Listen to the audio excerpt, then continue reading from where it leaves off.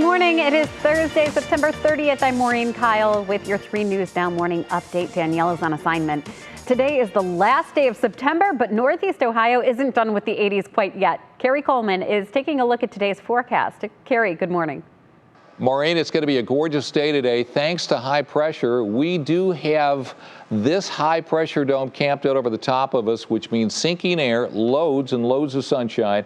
We do have quite a bit of moisture off to the west of us, which will eventually get here, and a storm system is going to pull that up. But not until we head towards Sunday are we going to see those showers and thunderstorms. National Design Mart hour-by-hour forecast showing you a lot of sunshine today. Might see a few clouds roll in overnight. They'll clear out again for Friday. And Saturday promises to be a very warm day, feeling more like summertime than fall, actually. And over the next 5 days, what's the amount of rain that you could see?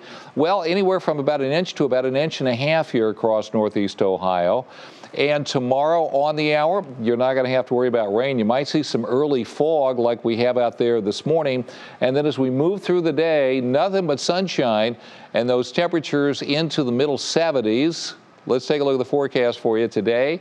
Sunny, patches of fog early, 71 for a high temperature, winds out of the north at 8.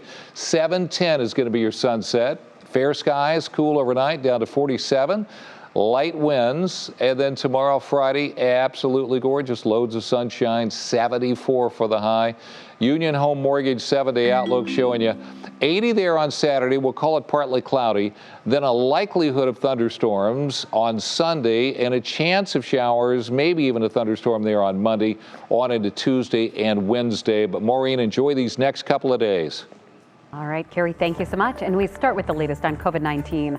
On Wednesday, the state reported 6,463 new cases. That is just below our 21-day average. And Ohio just hit a vaccination milestone. More than half of all Ohioans are now fully vaccinated against COVID-19, and almost 54% of Ohioans have received at least 1 dose. Well, there's a new problem looming. Fire departments in Summit County are reporting longer than normal wait times at local emergency rooms. This has led to concerns on staffing and response times. This is the domino effect that many first responders were afraid would happen over time due to the pandemic.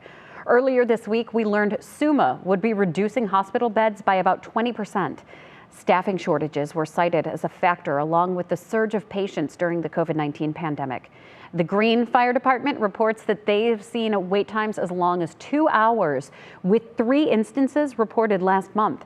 Twinsburg Fire Chief Tim Morgan is also the acting president of Summit County's Fire Chiefs Association. He says his department, along with others in the county, are experiencing long wait times at hospitals. There is no simple solution. As far as making it happen, the easy solution is we need more people. But I don't know where they're coming from and how soon they'll be here. Fire Chief Tim Morgan says that the Summit County Fire Chiefs Association is working with the county executive and hopes to meet with hospitals to discuss how to handle some of these challenges. Well, Cuyahoga County is now offering an incentive for people who live in the county to get vaccinated.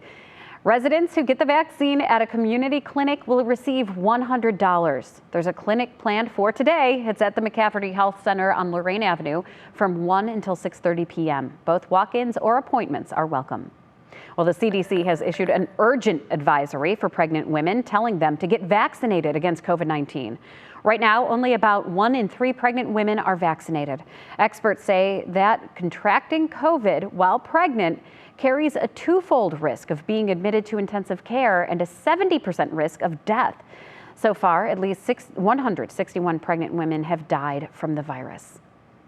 The woman who's pregnant herself is at high risk for a severe outcome for COVID for her. The negative impact on the fetus is also very clear right now. Some moms are concerned about whether the COVID-19 vaccine could harm their baby, but doctors say the vaccine does not cross the placenta. The vaccine is also recommended for women who are breastfeeding or trying to get pregnant. All right, let's talk about politics now. A lot happening on Capitol Hill. The House voted to suspend the U.S. debt limit Wednesday. However, it is not clear whether Republicans will allow the measure to pass in the Senate. Democrats will need to have 60 votes in order to pass the legislation that will prevent the nation from defaulting on the debt. Meanwhile, today, all eyes are on Congress as lawmakers work to avoid a government shutdown, which could come tonight at midnight. The deal is in the works right now. Senate Majority Leader Chuck Schumer announced the deal on the Senate floor Wednesday night. Without passing the bill, the federal government would face a shutdown after the calendar turns to Friday. The Senate's resolution would keep the government open through December 3rd. $15 trillion in household wealth would go down the drain. Unemployment would go up to 9%. They want to print and borrow trillions of dollars and then set it on fire.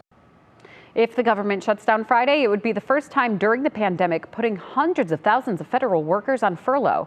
President Biden canceled a planned trip to Chicago to instead be in Washington for these negotiations. In entertainment news, it's a big day for Britney Spears' ongoing case. The star's father has officially been suspended as her conservator. After 13 years of being in charge of her estate, Jamie Spears will be replaced by a court-appointed temporary conservator. The singer spoke out about the arrangement 3 months ago, calling it abusive and expletive. The singer's attorney spoke yesterday, saying he is proud of Britney and grateful to her supporters.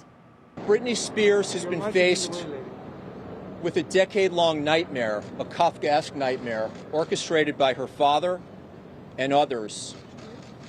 And I'm so proud of her for her courage, her strength. A hearing is expected before the end of the year to consider terminating the conservatorship altogether. All right, well, thank you so much for taking the time to join me on this 3 News Now morning update. Our digital team will continue to bring you the stories making headlines around Northeast Ohio and the world. Make sure you check out our social media pages and WKYC.com throughout the day. I'm Maureen Kyle, and I'll see you Friday morning on Go starting at 4:30 a.m. Have a great day.